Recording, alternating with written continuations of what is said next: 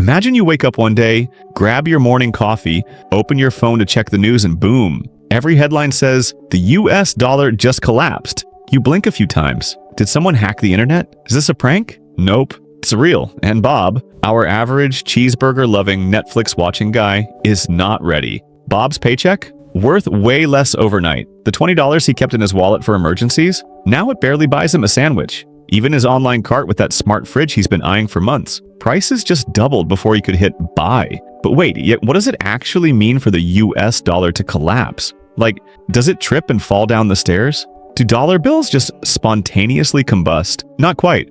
When we say the dollar collapses, we mean people stop trusting it. It's like that moment in high school when someone spreads a nasty rumor about you, and suddenly no one wants to sit with you at lunch. Except instead of lunch tables, it's global markets. And instead of classmates, it's investors, foreign governments, and billion-dollar corporations going, yeah, I'm not using that currency anymore. The dollar's power comes from confidence. As long as people believe it's valuable, it stays valuable. But let's say that belief cracks. Because the US racks up too much debt, starts printing money like monopoly notes, or loses control of inflation. Suddenly, the world starts looking at the dollar and going, maybe I'll use something else.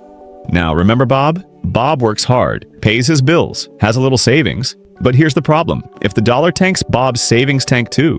Imagine Bob has $10,000 in his bank account. If the dollar loses value fast, like really fast, those 10 grand might only buy what $2,000 used to buy. It's like saving up for a used car and waking up to find you can only afford a really nice bicycle. And it's not just Bob. Every store, bank, and business that operates in dollars, they're all scrambling. Grocery stores don't know how to price things because the value of money keeps changing. Importers can't buy stuff from other countries because other countries suddenly want anything but dollars. So what happens next? Well, people start looking for something else to trust. Sometimes it's another currency, like the euro or yen. Other times it's gold, crypto, or even just trading goods the old-fashioned way, like, I'll give you 2 chickens for that loaf of bread. Kind of vibes. Governments, meanwhile, are having full-blown panic meetings. They're trying to patch the sinking boat with duct tape, raising interest rates, freezing prices, printing less money instead of more, finally, and maybe even begging other countries to keep trading with them. Meanwhile, Bob's boss isn't sure he can make payroll. Gas prices are bouncing like a toddler on a trampoline. And that $3 coffee Bob used to enjoy every morning? Well, now it costs $12, and it tastes burnt. But here's the wild part. Even though everything feels like it's falling apart, the dollar hasn't physically disappeared. It's still in Bob's wallet, still in the bank, still the same green piece of paper. But nobody wants it.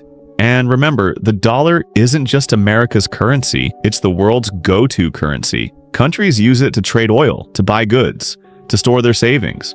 So when it collapses, it doesn't just mess with Bob's life. It sends an economic earthquake across the entire planet. Countries that hold US dollars in their reserves, suddenly sitting on piles of paper that don't buy as much. International companies doing business in dollars, they start pricing stuff in other currencies. Even smaller countries that rely on the dollar for stability, now they're scrambling to switch fast. Meanwhile, back in Bob's world, things are getting weirder. Supermarkets start putting up signs like, prices may change hourly. People rush to buy whatever they can before prices rise again. The government might try to calm things down with new policies. Maybe they introduce a new version of the dollar, the super dollar. They'll probably try to tie it to something stable, like gold, to rebuild trust. But trust isn't a switch you can flip back on. It takes time, a lot of time. People who owe money, like mortgages or student loans, might technically win a little. Because if you borrowed $100,000 and suddenly $100,000 isn't worth much, your debt shrinks in real terms. Businesses struggle, trade slows down, unemployment spikes, and investors flee to countries with more stable currencies. So, in conclusion, if the US dollar collapses, it's not just a money problem, it's a trust problem. People stop believing in the thing that made the entire system work. And when that belief goes, everything from groceries to global trade starts acting weird. If you want me to make other videos explaining these topics, please like and subscribe. Thanks for watching.